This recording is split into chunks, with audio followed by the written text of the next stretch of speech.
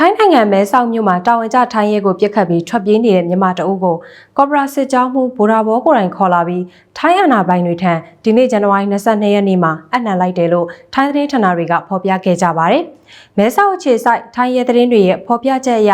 ထိုင်းမြန်မာနှစ်နိုင်ငံအကြားတောင်ရင်မြစ်အနီးမှာဗိုလ်တော်ဘောဦးဆောင်တဲ့အဖွဲ့ကလာရောက်ပူးပေါင်းအနှံခဲ့တာလို့ဆိုပါတယ်။ဇန်နဝါရီ20ရက်နေ့ညနေပိုင်းမဲဆောက်အုံဖန်လန်း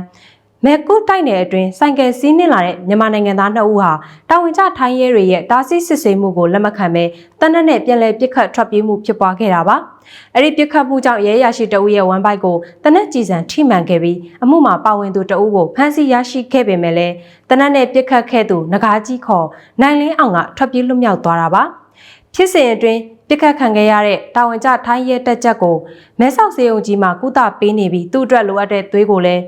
ထိုင်းရောက်မြန်မာနိုင်ငံသားတွေကလူရန်ပေးနေပါတယ်။တနက်ပစ်ခံခဲ့ရတဲ့ရဲတပ်ချက်လည်းအသက်အန္တရာယ်စိုးရိမ်စရာမရှိဘူးလို့သိရပါတယ်။မြန်မာနိုင်ငံသားတွေရဲ့ဝိုင်းဝန်းကူညီပေးမှုကိုမဲဆောက်အာဏာပိုင်တွေနဲ့ပစ်ခတ်မှုကြောင့်ဒဏ်ရာရရှိခဲ့တဲ့ရဲရရှိရဲ့မိသားစုဝင်တွေကကျေးဇူးတင်ရှိကြောင်းထုတ်ပြန်ပြောကြားမှုတွေကိုလည်းလူမှုကွန်ရက်မှာတွေ့ရပါတယ်ရှင်။